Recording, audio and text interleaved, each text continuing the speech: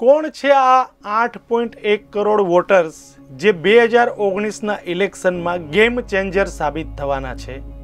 આ એ વોટર્સ છે જે હિન્દુ મુસ્લિમ, અયોધ્યાકાંડ, મંડલ કા મંડલ જેવા મુદ્દાઓને ઓળખતા પણ નથી.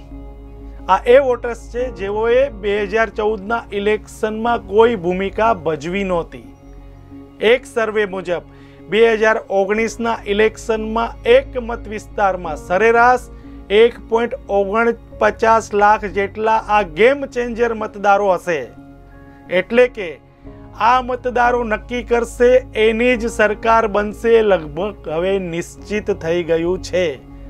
નમસ્કાર, હું છું દીપક આસર અને તમે જોઈ રહ્યા છો ધી લોકસત્તાનો વિશેષ કાર્યક્રમ ઇલેક્શન 2019.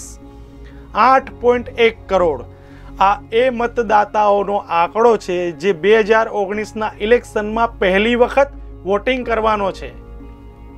આ બધા વોટર્સ 2014ના ઇલેક્શન વખતે 18 વર્ષથી નીચેની ઉંમરના હતા અને આ વખતે તેમની ભૂમિકા મહત્વની સાબિત થવાની છે, કારણ કે તેઓ જ નક્કી કરશે કે કોણ પાવરમાં આવશે. આ એવા વોટર્સ છે જેનો જન્મ 1992ના બાબરી મસ્જિદના ધ્વંસ અને મંડલ રિઝર્વેશન જેવા વિવાદો પછી થયો છે. એટલે કે આ વિવાદો વિશે તેઓએ વાંચ્યું હશે અથવા તો ક્યાંક સાંભળ્યું જ હશે. એટલે કે આ મુદ્દો તેઓને સીધો સ્પર્શવાનો નથી. આ એ વોટર્સ છે જેઓનો જન્મ 1997થી 2001ની વચ્ચે થયો હતો. સાદી ભાષામાં સમજીએ, 1.49 લાખ વોટ્સ આ એ આંકડો 2014માં 297 સીટ પર જીતના માર્જિનથી પણ મોટો છે. એક સર્વે મુજબ 2019માં ફર્સ્ટ ટાઈમર વોટર્સ કુલ 283 સીટ પર વિવિધ પોલિટિકલ પાર્ટીને સીધી અસર કરશે. એટલે કે બહુમતી માટે 272 સીટની જરૂર છે, ત્યારે આ નવા વોટર્સ 283 સીટ પર અસરકારક સાબિત થવાના છે. વધુ સમજીએ તો 212 લોકસભા સીટ તો દેશના ફક્ત 12 મોટા રાજ્યોમાં જ આવેલી છે. સૌથી વધુ સીટ ધરાવતા ઉત્તર પ્રદેશની વાત કરીએ તો ત્યાં 2014માં જીતનું એવરેજ માર્જિન 1.86 લાખ વોટ્સનું હતું. તેની સામે આ વખતે યુપીમાં નવા એવરેજ વોટર્સ 1.14 લાખ થાય છે.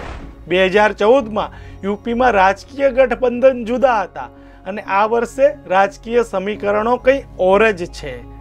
એકબીજાના કટ્ટર રાજકીય દુશ્મન ગણાતા બહુજન સમાજ પાર્ટી અને સમાજવાદી પાર્ટીએ ગઠબંધન કરી લીધું છે.